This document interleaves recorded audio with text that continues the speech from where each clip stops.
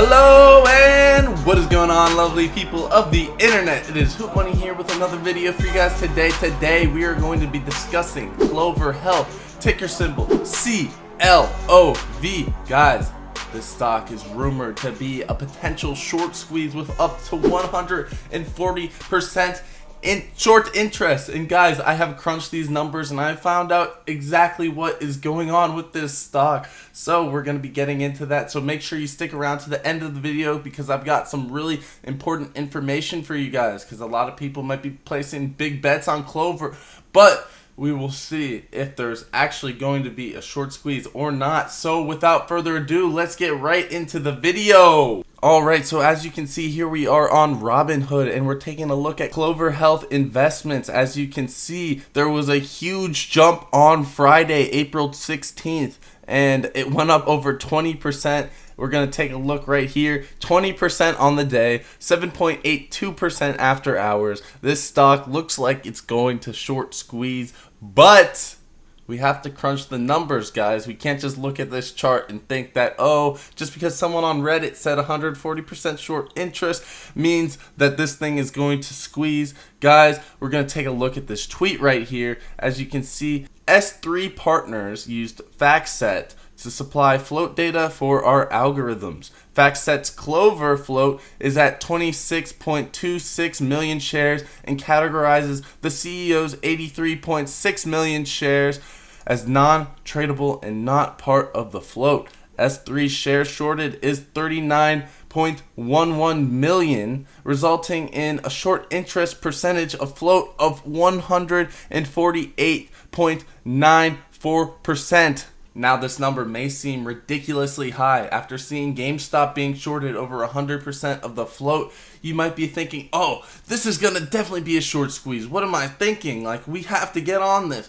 I need to hop on Clover right now because I want to get that short interest. Guys, if you do want to hop on Clover, make sure you check the link below. You get up to $50 in free stock by signing up for public. No deposit required. They don't do any payment for order flow like Robinhood. They actually respect their customers. It's an easy to use platform. It's a social media for stocks. You gotta hop on it. Links below. Anyways, guys, this is a lot different than GameStop, so I'm going to crunch these numbers right now for you. Let's get back to it. So taking a look at this first reply, it's actually pretty interesting, and a lot of the controversy is within the CEO's 80 million shares outstanding, which we're going to look even further into towards the end of the video. There's a lot of information for you guys, so make sure you stick around.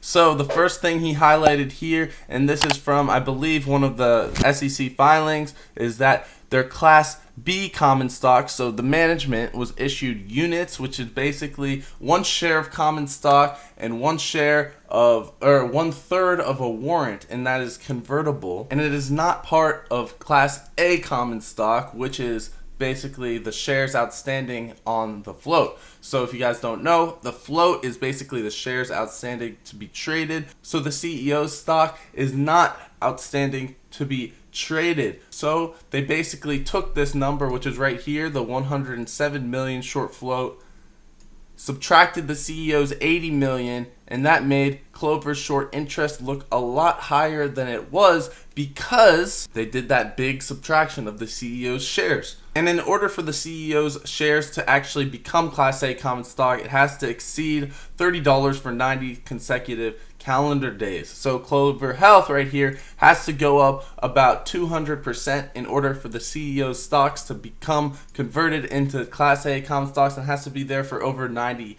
calendar days. So obviously the CEO's stock is not Class A common stock. It is not a part of the float. So should it be subtracted from the 107 million in float? Well, that is the question and the controversy right now. Now, looking at shares outstanding and shares float, you may see that the shares outstanding is 145 million and then the shares float is 107 million. We'll highlight that right here. Whoops. All right, so right away you're like, oh, well, the CEO has 80 million shares. What's going on here if only 145 million is outstanding and then there's a float of 107 million? You might just want to subtract 80 million from the 145 million, and then you'll determine that, wait, it has to be part of the float because there's 80 million shares that the CEO has, and that's over half the shares outstanding, so it has to be part of the float, which is 107 million.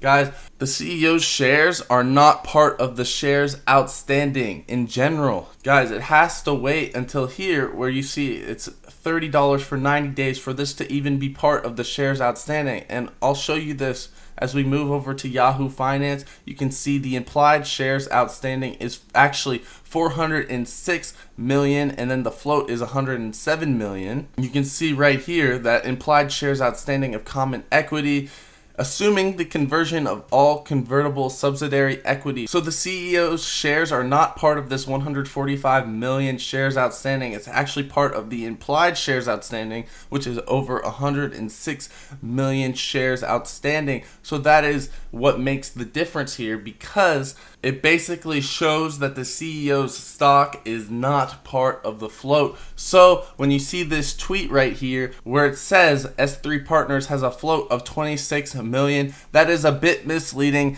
and I believe that FactSet has already corrected themselves on this number, and S3 Partners is likely to do it again. But this is not it. There might be still an opportunity for a short squeeze, and I'll tell you why right now. Let's get back into this. So we're going to take a stroll over to Wall Street Bets. There's actually some decent DD on this on Wall Street Bets. Where else are you going to find DD on short interest?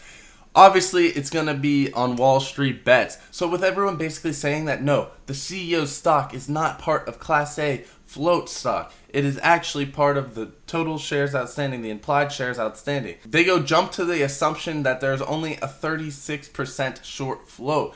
Well, guys, there's probably more than a 36% short float, and I'm going to tell you guys why right now. So if we take a look at FinViz again, we're going to see that the short percentage of float is around 36%. Guys, this is from March 31st. That's over 2 weeks ago from now.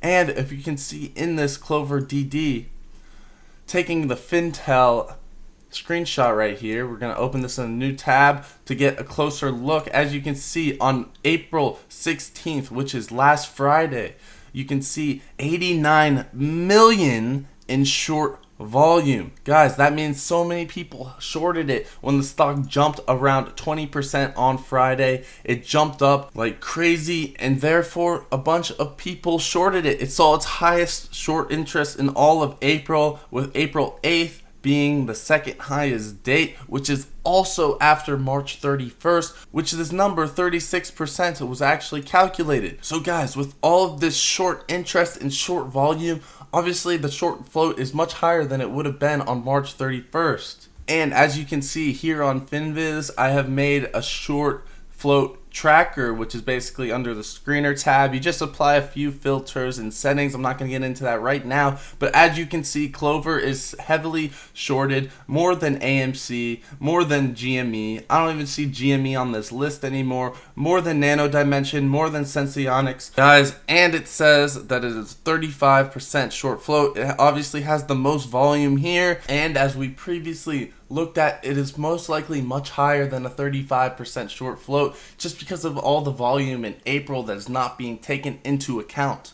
So as you can see here on the Reddit post, they give basically two screenshots discussing the call volume. If we take a look at this one right here, as you can see, it is mostly all call options. There's a few put options, but there's a lot of call options. I'm going to guess this is a lot of people from Wall Street Bets expecting a gamma squeeze to happen. And this screenshot also further proves that it's basically all call volume. So the put to call ratio is very, very low, which means that people have a very high sentiment for this stock. And guys, this is pretty exciting stuff. And guys, with call volume like this, there's a potential for a gamma squeeze. So if you don't know what a gamma squeeze is, it is when there are so many call options being bought and then the stock price rises because of all these call options being bought, because every time that a call option is bought, there's going to be someone who's selling the option that needs to hedge, which means that they have to buy shares. As there are more people buying these call options, more people need to buy shares. The stock price goes up subsequently, so even the people who originally sold the call options,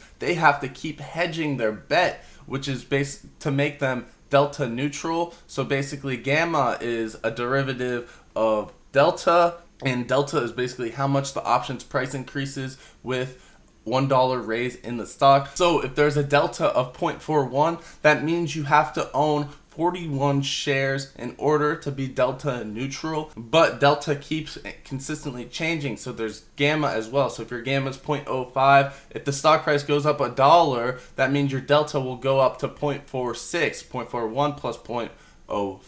The market maker will have to keep hedging, which means he has to buy more shares, and this is an infinite feedback loop which feeds into this exponential growth, which is a gamma squeeze. So it usually happens around expiration on Friday if all of these call options end up being in the money. And with all of this call option volume, as you can see here, there, and all the short interest as well, there is just a bunch of feedback loops waiting to happen with Clover. So it could be exciting if this stock does retain the same sentiment it had on Friday throughout this week. This all being said, should you guys invest in Clover? Guys, you should do this only if you guys want to be a short-term trader. Long-term investment, you're going to have to do some different type of due diligence if you want to invest in this. This video was solely talking about the short squeeze, and short squeezes are risky business. Like I've said in my previous videos, if there is a high percentage of short float on the company, there is reason to be concerned, because